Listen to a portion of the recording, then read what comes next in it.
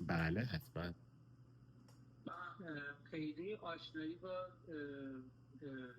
کاری که شما انجام میدید رو نداریم. میشه یه توضیح کلی لطفا راجع به این توضیح بدید؟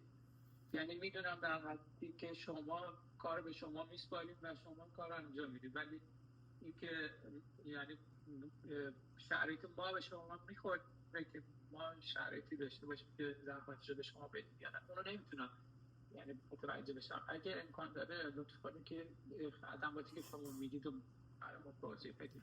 ببینید حالا کلا این کانال و این پروسه‌ای که وجود داره پروسه های اسپانسرشیپی هستن که برای دوستان پناهنده، کسانی که ثبت نام پناهندگی کرده باشن میتونن از این پروسه ها استفاده بکنن.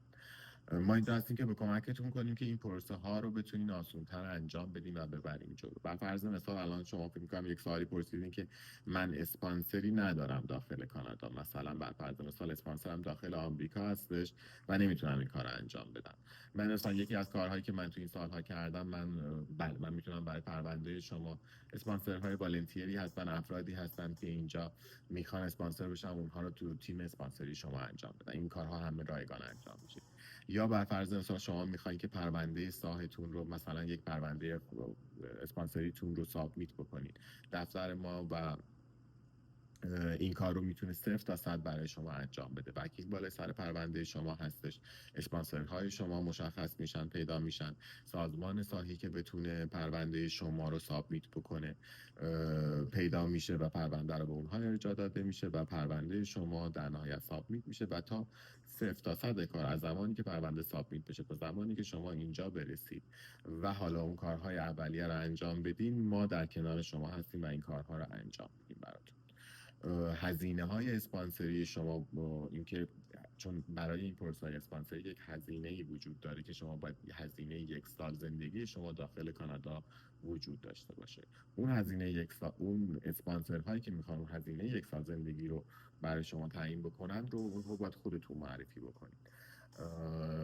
ما این امکان رو نداریم که اون پول رو بخوایم بذاریم. مثلا دوستان هستن خانواده هاشون از ایران یا جاهای مختلف دنیا میگن این پول رو تامین میکنن، ولی اینجا نیاز به افرادی دارن که این پروندهشون رو پیگیری بکنن. اون رو ما میتونیم انجام بدیم.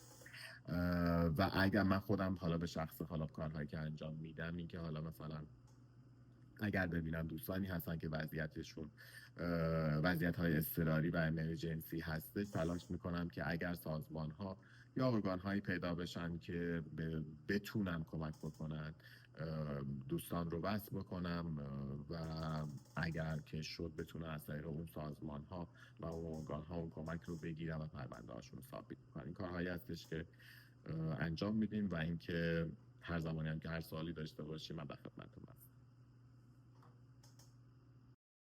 بله بفرمایید. الان توی سایت خود سفارت زده که پروسه های اسپانسری شده تقریبا 5 ساله. آیا این شامل مایی که الان توی مثلا پروسه هستیم و منتظر مصاحبه هستیم شامل ما میشه یا نه؟ این ببینید ببینید تایمایی که اونجا زده میشه معمولا توی 2 مرحله این تایم ها رو فرستاده. یک مرحله تا زمانی هستش که شما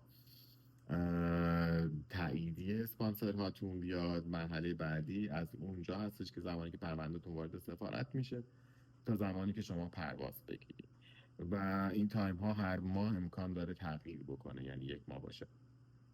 شما امروز نگاه بکنید مثلا 20 ماه زده باشه، تو مرحله دوم رو ماه دیگه نگاه بکنید و زده باشه 30 ماه. این تایم هایی که میزنه شامل همه افراد میشه، ولی این به این معنی نیست که حتما این پروسه ها اینقدر زمان میبره که تا به این نتیجه برسه.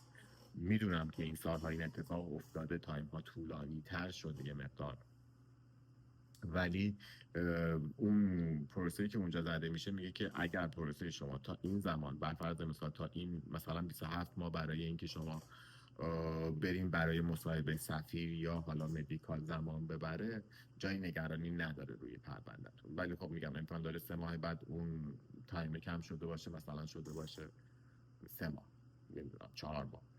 اینا همه تایم هایی هستش که اداره مهاجرت داره و توی همه پرونده ها تاثیر گذاره، یعنی حالت کلی پرونده ها رو در نظر میگیره. حالا بستگی شما داره که شما تو کدوم مرحله باشین اون تایم بهتون بخوره یا نخوره، ولی تایمی که گذاشته میشه برای همه پرونده ها هستش.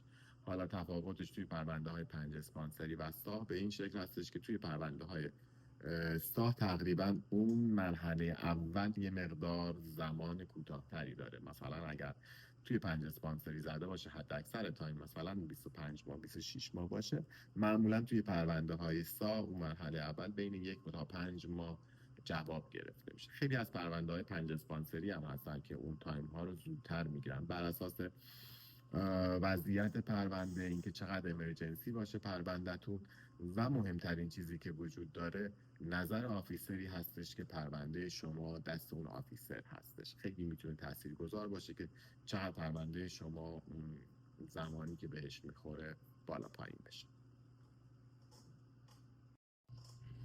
من یه مطلب دیگر رو حالا تا خودم یادم میاد سوالایی که حالا میپرسیم میبینم بچه ها میپرسن رو خودم هم میگم. حالا یکی از سوالاتی که خیلی پرسیده میشه که آیا مثلا تغییری توی زندگی ما اتفاق میفته ما باید اطلاع بدیم یا ندیم؟ بله دوستان، 100% هر تغییری که داخل زندگی شما اتفاق میفته باید اطلاع داده بشه، مثل ازدواج، مثل طلاق، مثل اینکه فرزند دارای فرزند بشین و همه اینها بسیار باید گذاشته بشه. یعنی اون چارتای اسپانسری، اون هزینه های 1 سال زندگی شما، همه اینها بر اساس اینکه چه تعداد افراد توی پرونده شما هستن و شرایط زندگی شما تنظیم شده و هر کدوم اینها رو اگر شما اطلاع ندید در زمانی که وارد مصاحبه میشین و مدیکال میشین امکانش وجود داره که به مشکل برخورد.